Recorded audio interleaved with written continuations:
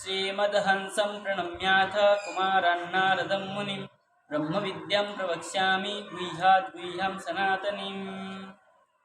अज्ञानतिमिरान्धस्य ज्ञानाञ्जनशलाकया चक्षुरुन्मिलितं येन तस्मै श्रीगुरवे नमः।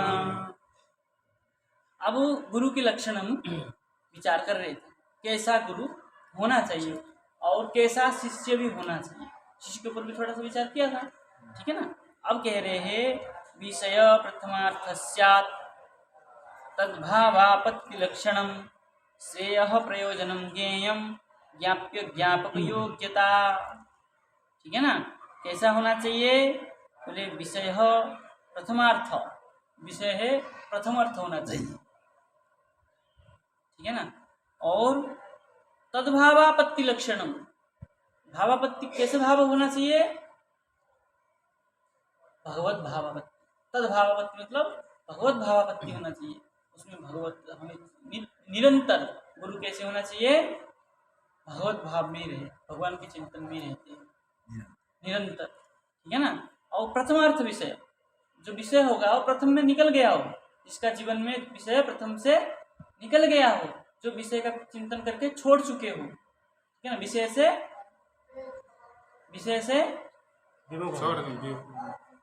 से मतलब विरक्त हो गया हो, विषय को त्याग कर दिया कि विषय में कुछ नहीं है, जिनके जीवन से विषय आकर के निकल चुका, ठीक है ना। जो विषय को कुछ नहीं सोचता, कुछ नहीं है, संसार सब मिट्टी, ठीक है ना। संसार सब क्या है, मिट्टी।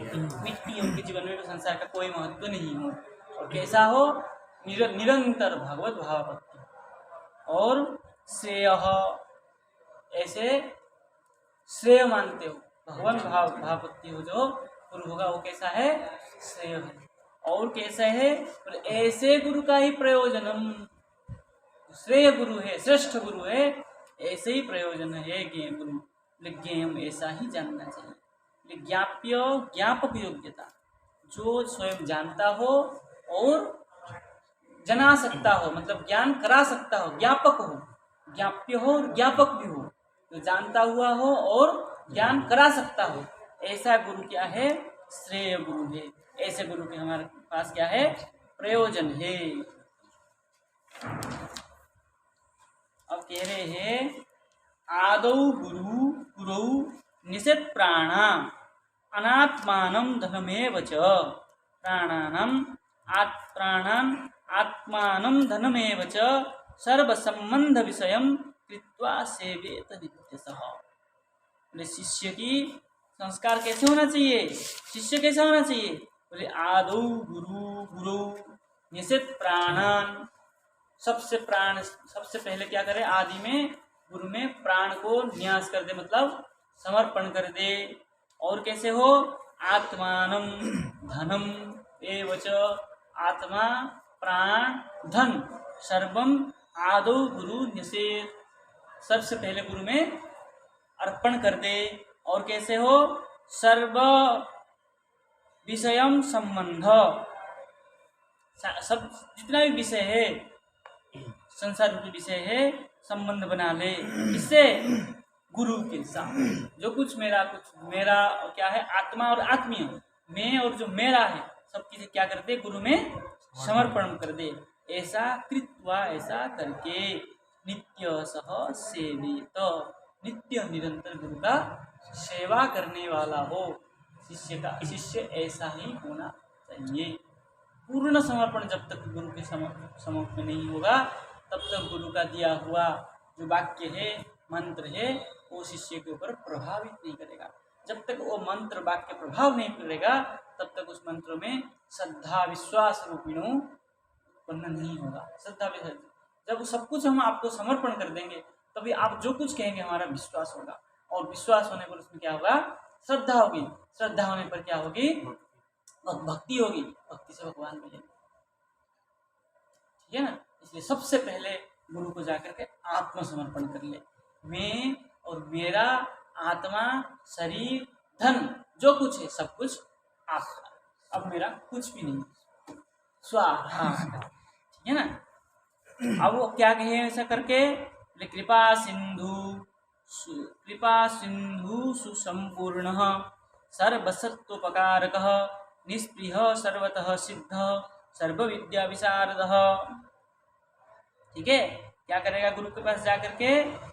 बोले हे कृपा सिंधु, सब क्या है?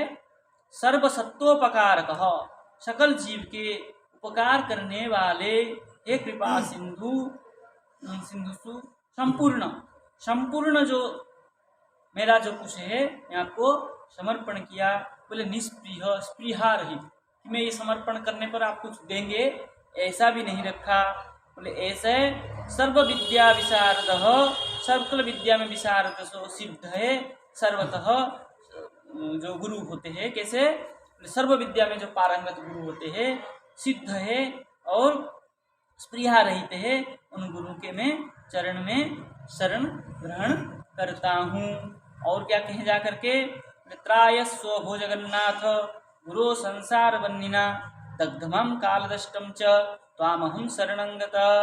तेरे हे जगन्नाथ, हे गुरु हो, हे गुरु हो, हे जगन्नाथ, संसार बंधिना त्रायस्व, संसार रूप दावानन से मुझे त्राण करिए, मतलब रक्षा करिए। और कालदष्टम माम दग्धम, काल की गति से, काल की दृष्टि से, मतलब काल की क्या कहते हैं? काल क्या करता है? काल ब्याल हमको ग्रास, काल जो है ब्याल रूप में हमको ग्रास कर रखा है, दष्ट मतलब ग्रसित किया है। उससे माम दग्ध, में दग्धीभूत हो रहा हूँ, जल रहा हूँ। त्वाम अहम शरणं गत, अहम त्वाम शरणं गत, मैं आपकी शरण में आया हूँ।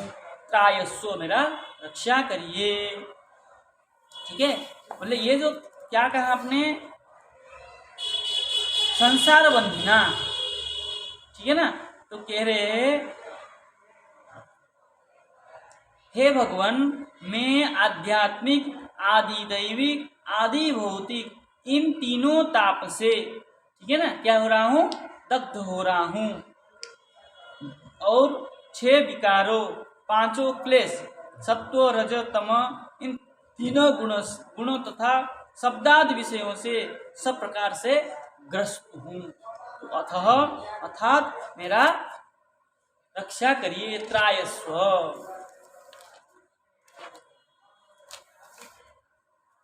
अब मुझे अपनाकर आपके पास जो है गोप्तृत्व, जो गोपन रूप में रखा है आपने, क्या रखा है? पंचपदीय गोपाल मंत्र, उसको मुझे क्या करिए? वर्ण करिए, गोप्तृत्व वर्णम तथा मुझे वो प्रदान करिए। ठीक है ना? अब कह रहे हैं गोप्तृत्व वर्ण विधि कही जा रही है। ये जो गोप्तृत्व वर्ण है, मतलब जो गुप्त मंत्र है, वो मुझे वर्ण करिए, प्रदान करिए। ठीक है ना? तब गुरु क्या करेंगे? कृपा करके आपको प्रदान करेंगे। तब क्या होगा? बोले आत्मसात करणम। तब क्या होगा? जब गुरु कृपा करके मंत्र देंगे तब आत्मसात होगा। किसके साथ? मंत्र आत्मसात होगा, मंत्र के साथ आत्मसात हो जाएगा। मंत्र में क्या लिखा है, मंत्र में जो शब्द है उसका क्या भाव है, मंत्र को जप करने से स्वतः स्फुरित होगा। तब जाकर क्या होगा? भगवान मिलेंगे। ठीक है ना? भक्ति उत्पन्न होगी, भक्ति से भाव उत्पन्न होगा, भाव से प्रेम उत्पन्न होगा, प्रेम में भगवान लीला में प्रवेश होगा। ठीक है? तब जाके क्या करेंगे? शिष्य का जो लक्ष्य है भगवत प्राप्ति, वही प्राप्त होगा। ये गोपाल मंत्र का मुख्य आशय है ना, पंचपदी गोपाल मंत्र का मुख्य आशय है। अब इसके बाद जो कहेंगे वो क्या करेंगे? हम इसका फलश्रुति करेंगे कि इस मंत्रों में, इस मंत्र को और क्या क्या किया जा सकता है, इससे क्या क्या और लाभ है, इसको आगे ले जय श्री राधे।